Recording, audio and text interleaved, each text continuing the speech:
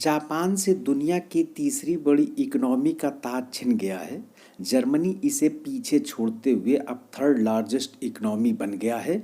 गुरुवार को तमाम देशों की जीडीपी के आंकड़ों में ये सामने आया है। बीते 2 तिमाहियों से जापान के सकल घरेलू उत्पाद जीडीपी में गिरावट का सिलसिला जारी है और इसका असर उसके रैंकिंग पर पड़ा। जापान की अर्थव्यवस्था लगातार 2 तिमाहियों में सिकुड़ने के बाद मंदी की चपेट में आ गई है। इस कारण उसकी इकोनॉमी दुनिया में तीसरे नंबर से घट करके चौथे नंबर पर पहुंच गई है। जर्मनी अब दुनिया की तीसरी सबसे बड़ी इकोनॉमी बन गई है। 2 तिमाहियों में इकोनॉमी का सिकुड़ना या मंदी।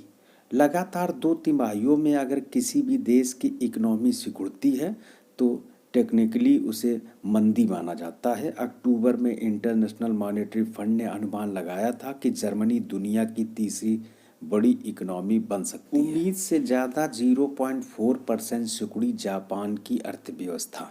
जापान के कैबिनेट ऑफिस की ओर से जारी आंकड़ों के अनुसार देश की जीडीपी 2023 के आखिरी 3 महीनों में एक साल पहले की तुलना में उम्मीद से अधिक 0.4% सिकुड़ी है। उससे पहले की तिमाही में इकोनॉमी 3.3% सिकुड़ी थी।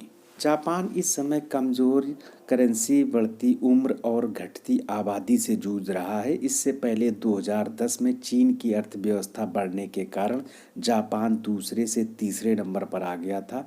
दुनिया में पहले नंबर पर अमेरिका की इकोनॉमी है। जापान की इकोनॉमी के सिकुड़ने के कारण डॉलर के मुकाबले जापान की करेंसी येन में लगातार कमजोरी, कमज़ोर येन से एक्सपोर्ट पर होने वाले मुनाफे का कम होना, जापान लेबर की कमी और लो बर्थ रेट से जूझ रहा है।